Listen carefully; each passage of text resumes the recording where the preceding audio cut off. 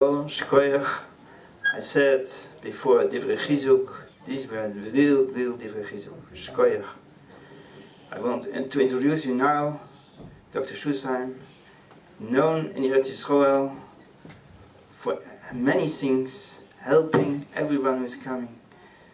And it's a special occasion because the family Shai started a Stichting here, the Efrat Stichting, what Dr. Schussheim is the head, and the family Shai feels this as a hemshech, and therefore it's very important for the family that you came to us and to give you a word for Tzibur.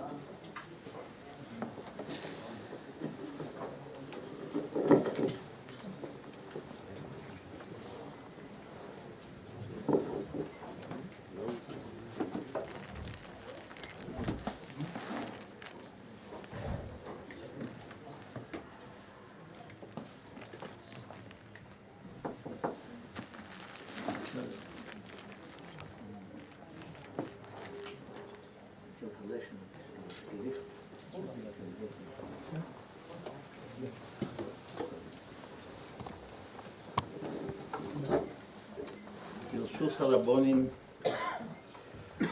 rabbis, Shai's family, guests, Spalelim, wherever Rabbi Sai.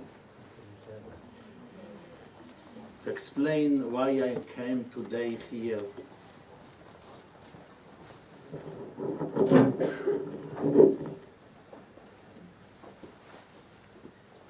Maybe at the end, when I will finish this lecture, you will be able to understand why today I came here to be in this commemoration from Efrat, Pasron Shalom.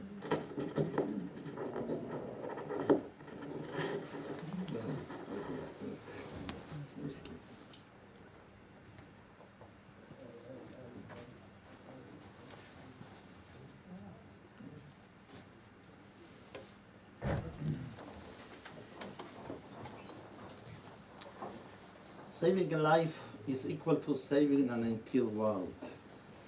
It was for me very difficult to understand this statement. Why it was difficult to understand this statement? Because our can compare two things that are so different. On one side we have a world that is infinite and eternal. The other side, we have a person is so tiny and temporary. Our Kodesh Baruch Hu Chazal, they compare two things that they are completely different. In order to understand this paradox, we need to remember how God created the world. There is a big difference in how God created all living creatures, how He created the first man. All living creatures, God created male and female, and in quantities. However, the first person God created alone. Why? God wanted to teach us what is the value of one person that makes him the equal of an entire world. What is this value? Wisdom, richness, riches, degrees, titles, status? No. The answer to this question can be learned from Talmud Shabbat. Talmud Shabbat related that King David asked God to reveal to him the day he will die. God was not willing to reveal the date of King David's death. But at the end of the dialogue, God told him only that it will be on Shabbat. What did King David do each Shabbat in order to avoid the angel of death? Every Shabbat he learned Torah without stopping for a moment. One Shabbat ended, King David knew that he had at least another week of life. Then he made a great feast, which we today call Melave Malke. Finally arrived the Shabbat when the angel of death received the order to bring the soul of King David to heaven. The angel of death came to King David's palace and found that he was studying Torah without pause. What did the angel of death to stop King David's Torah study? He made a tree rustle in the garden. King David was frightened and went to see where the noise was coming from. When he went down the steps, one of the steps moved, and King David stopped his learning for the second. Then the angel of death took David's soul. His son Shlomo sent to ask the rabbis, what do with David's body in a very hot day? My father's body is living on the ground in the hot sun, and dogs are hungry. What should you do? The rabbis answered him, about the hungry dogs, cut some meat and give it to them. But your father's body, which is muktzeh on Shabbat, place a loaf of bread on it, and then you can move it. About this event, Shlomo HaMelech wrote in Kohelet, כי לכלב חי הוא טוב מן האריה המת. A live dog is better than a dead lion. Meaning that for a live dog you can desecrate Shabbat, but for the dead king you cannot. What do we learn from that story? Life is the highest value. Life is more secret than Shabbat, Yom Kippur, etc. Chazal summarized these halachot in this statement. אין דבר העומד בפני פיקוח נפש. Nothing is more important than פיקוח נפש. What is still written in the Torah? ושמרתם את חוקותיי ואת משפטיי אשר יעשה אותם האדם וחי בהם. Observe my decrees and my laws that a person should observe and by which he will live. It is permissible to transgress all the commandments in order to preserve life? No. There are three sins that the Jew should sacrifice his life and not transgress. ייהרג ואל יעבור. עבודה זרה, idolatry, גילוי עריות, incest, שפיכות דמים, bloodshed. Our sages said three things about פיקוח נפש. הזריז, הרי זה משובח. Speed should be praised.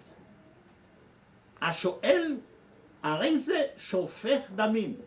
Asking is like shedding blood. הנשאל, הרי זה מגונה. The rabbi who is asked should be condemned. Who determines what is פיקוח נפש? If all of the doctors say in Yom Kippur that a certain person can safely fast on Yom Kippur, but he feels that he cannot, does the halacha consider the doctor's opinion or the patient's? The halacha considers the patient's feeling and not the doctor's opinions. Why? Because this Shlomo HaMelech said in Mishlei, Lef yodea marat nafsho. Each heart knows its own bitterness. Are psychological issues included in Pikuach Nefesh? What does the Halakha law when the woman gives birth on Shabbat? Halakha allows her to travel to a further hospital even so she lives next door to an acceptable hospital. To have her husband, mother, doula, etc. travel to be with her. Even a blind woman can request electric lights. Why? Halakha considers the psychological comfort of the women giving birth. יישוב הדת של היולדת. In this sefer, we find an interesting sack of the Schussheim about Pikuach Nefesh based on the following story. In a far-off town, a baby was found on a platform in a train station. A Jew decided to take the baby home. He asked his rabbi, "What is the psak about this baby?" His psak was, the baby boy is not Jewish, since he was found in a place that is mostly non-Jewish, and he has no signs that he is Jewish. The Halakha rules in such cases according to the majority of the city. 8 years later, one Shabbat, a nearby house collapsed. The child is nowhere to be found. It could be that he is buried under the collapsed house. No one knows if he is alive or not. The question was brought to the Rav. Is one permitted to desecrate the Shabbat to try and save the non-Jewish child? The Rav psak was, all Jews are obligated to desecrate the Shabbat in order to save him. The Schussheim explains the reason. There might be a light chance that the child is a Jew, even if the Jews are the minority in the city. When it comes to Pikuach Nefesh, we don't rule according to the majority. The Schussheim concludes by saying, it is forbidden to desecrate Shabbat in order to build the Beis Hamikdash. But in order to save a child who is doubtfully a Jew, one is obligated to desecrate Shabbat. What are the conclusions that we learn? Preventing a loss of a life takes precedence over the laws of the Torah. If an unborn child included in Pikuach Nefesh, preventing the loss of an unborn child takes precedence over the laws of the Torah. Is an embryo of a few days after IVF included in Pikuach Nefesh? Preventing the loss of even the potential life takes precedence over the laws of the Torah. Even so, only a small percentage of IVF embryos will survive, a minority. The Torah cancels all laws in order to protect potential life. Is there any other book of laws in the world that can cancel it because of Pikuach Nefesh? You know someone?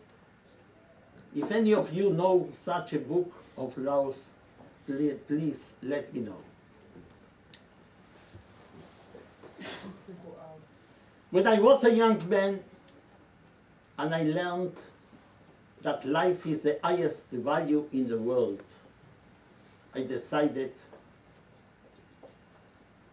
to dedicate my life to saving life. Therefore, I went to study medicine. I studied medicine in Buenos Aires when I was born. And in 1963, I finished my studies. Since then, I am a physician.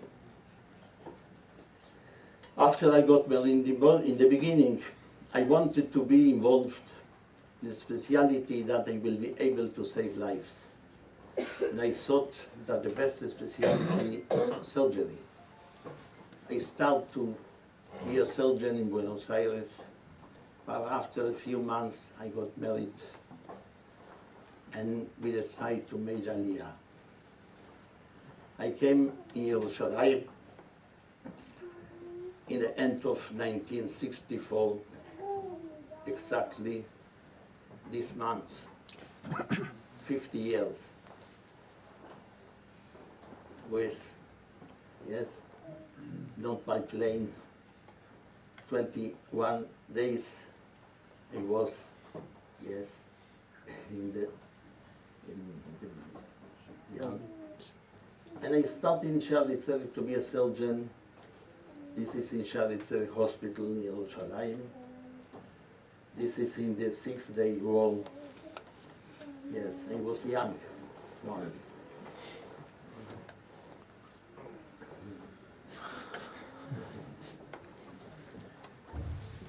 Then, in 1973, yes, this is a field hospital near the Suez Canal in the Yom Kippur War. I was a surgeon there. But in 1977, 30 years from now, my life changed completely. It was when abortion was legalized by the Knesset in 1977. I was shocked because I and my wife, yes, I am son from some survivors from the Holocaust. All the families, they were murdered in the Holocaust. And then, in 1977, when the parliament in Israel, Knesset, decided to legalize the abortion, it was written toward losing 60,000 unborn children every year. 60,000. I was shocked.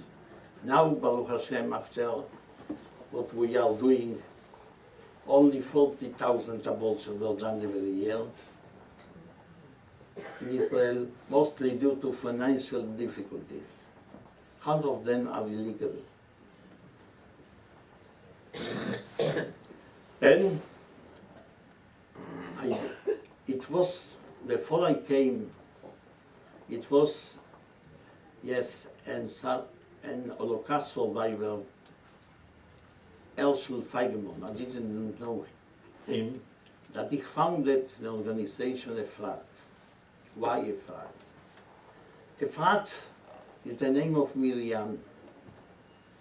In the word Efrat, you can find the root of the words Perurgu, fruitful and multiply. Why do 10,000 of women perform abortion each year? This is where the first question. You know that a doctor, to give a good treatment, he must to make the diagnosis. To make the diagnosis, I ask myself, how could it be that women, so much, 60,000 in 1977, they decide to perform an abortion? Why? I found that they are pressed by financial difficulties.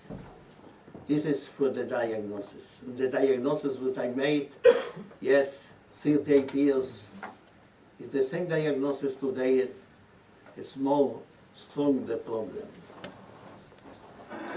And the second thing, I wanted to do what they are doing to this epidemic in other world, in the States. United States, there are two organizations, very big organizations, pro-choice, that they say that the women can do what she wants. Like she can cut the nails and she can cut the hair, she can do everything in her body.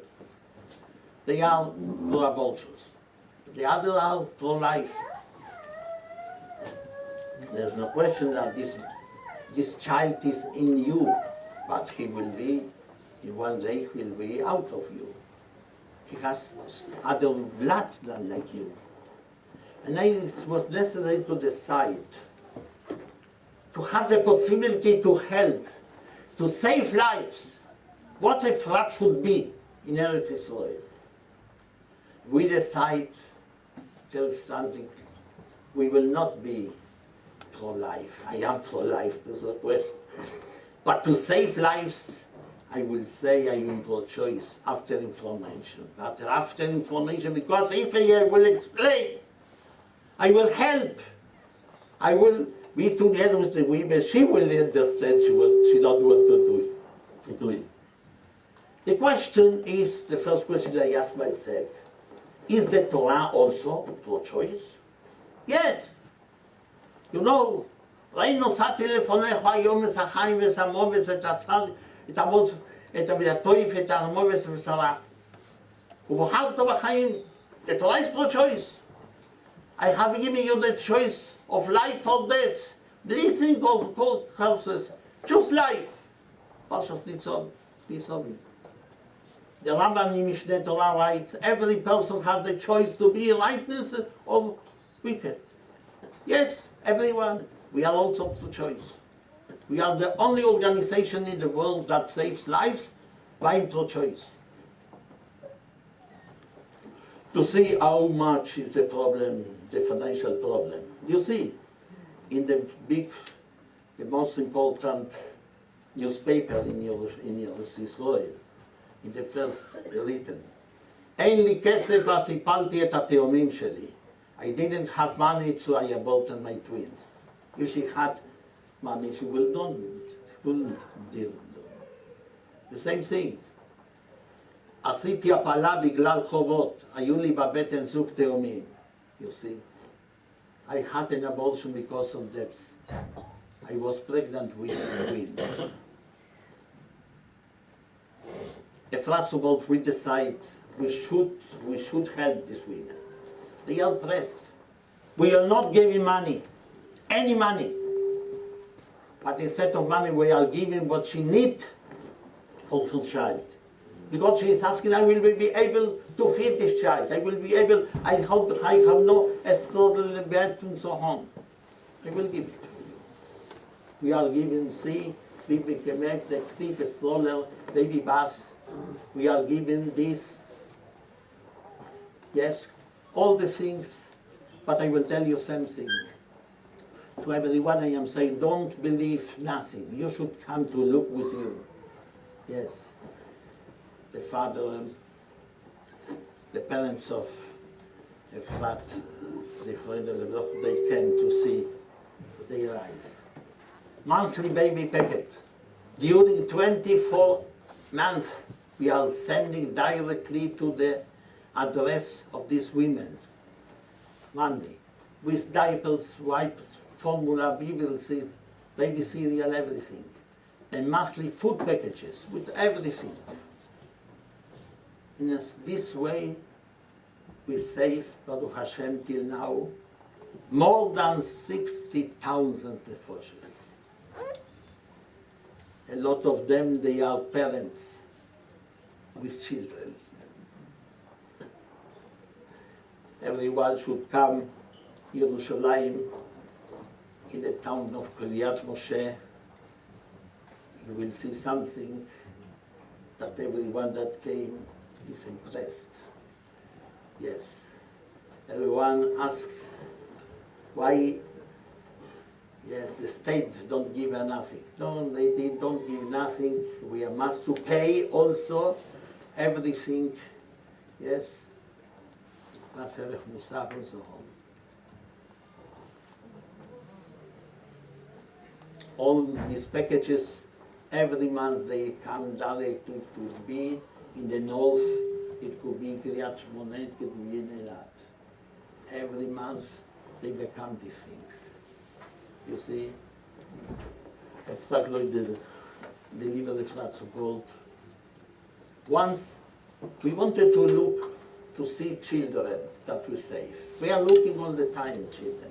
But I wanted to see one together. We invite them to be in a zoo in Rishon LeZion. We thought that will come 100, 150, how much it will come. I sent them only the invitation not to pay to travel and so on, nothing. I was impressed. They come 1,600, many years ago. We have, no, this is not the place. We got the prize, Yerushalayim prize. You see what happened. I told you that in the beginning there was 60,000 a year. Today is 40,000. Why? You see, the Minister of Health, yes, every year, many years ago, between the year 1990 and 2011, the general rate of abortion decreased by 24%.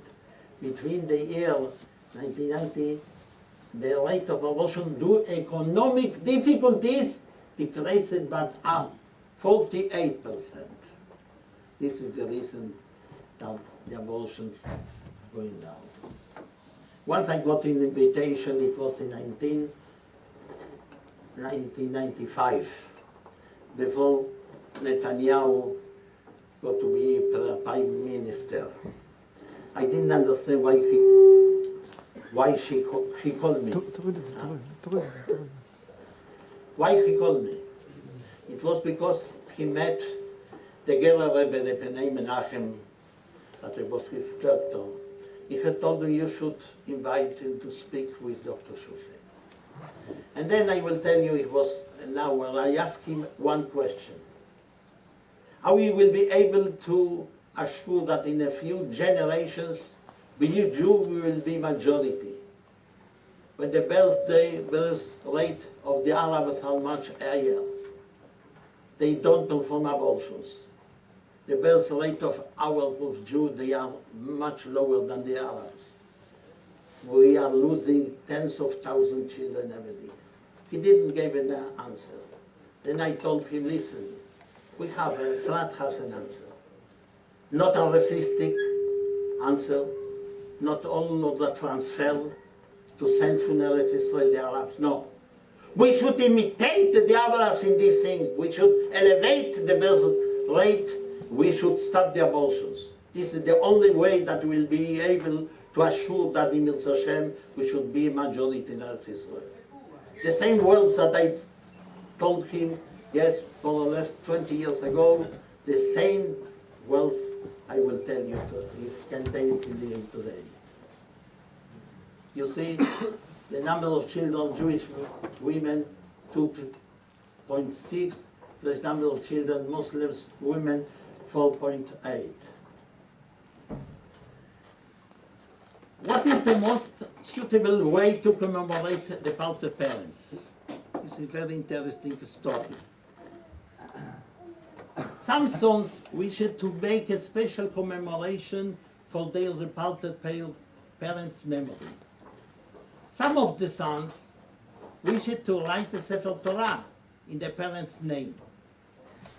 But one of the sons knew that about the Efrat activity and wanted to donate in order to save unborn children from abortions. The brothers agreed to do what Rav Chaim Kanievsky decided. They wrote a letter with this question and asked me to bring the letter to Rav Kanievsky. This is the picture that Rav Kanievsky with the letter. It was in the room. You can, when you will come to his room, you will see a lot of people together. Yes. He gave the star. Rav Kanievsky read the letter and he answered immediately before a large group of people who were in the room. a donation towards saving lives precedes giving money to write a Sefer Torah in one's memory. Rav Kanievsky added that it is permitted even to sell a Sefer Torah in order to save a life. The son sent the amount of money that they had intended to write the Sefer Torah to Efrat. So this donation, 25 Jewish children were given the gift of life. Another very interesting story. Over 20 years ago, Rabbi Shlomo Zalman Auerbach, Zecher Tzadik Livrocha, told me that he was jealous of what I did, that there is nothing higher or more important than the saving of lives. He added and said, you should tell everyone who donates the amount needed to save a child that the child that was saved is actually his or her child. I asked him, what is this written? He answered, twice in the Talmud is written the two words, Ke'ilu Yelodoi. It is as if he gave birth. In one place is written, Kol HaMegadel Yoson Ve'Yesoimer Beveiso Ke'ilu Yelodoi. One who raises an orphan in his home, it is as he gave birth to the orphan. In other places it is written, Kol HaMelamed Ben Chaveiro Toilo Ke'ilu Yelodoi. One who teaches Torah to his friend's son, it is as he gave birth to him.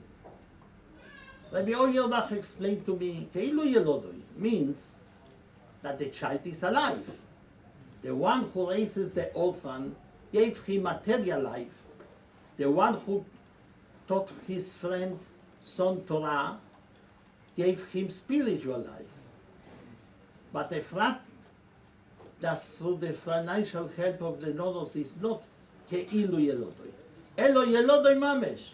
Without the donor support, the child would not have been birthed at all.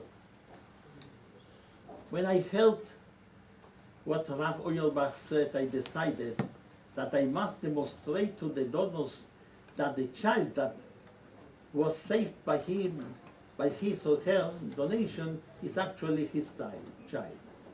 Since then, every donor who supports Efrat with the amount needed to save a child gets a certificate with the child's first name and date of birth.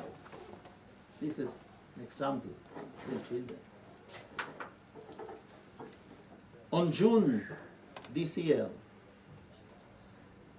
Efrat received an email from Shai family. We are a large family living in the lowland. To our great sorrow, our daughter Efrat was run over by a truck and passed away on Erev Shabbat, 3 Tevet, Tafshin Ayin Dalet. We are considering founding a chapter of the Efrat organization to save unborn children. In Efrat's memory, we would like your advice how to do so. When we come here today, I can already tell you that Netherlands Efrat's organization is recognized legally for tax exemptions with a Dutch website and a Netherlands bank account.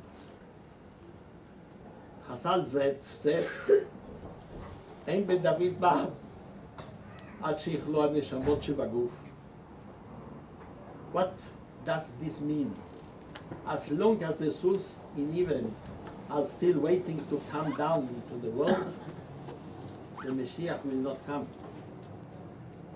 I believe that the founding of the chapter of Efrat in the Netherlands, in order to bring the souls of unborn children down to this world, helps bring the Mashiach. תהי נשמתו של אפרת בר סלם שלום, צרורה בצרור החיים.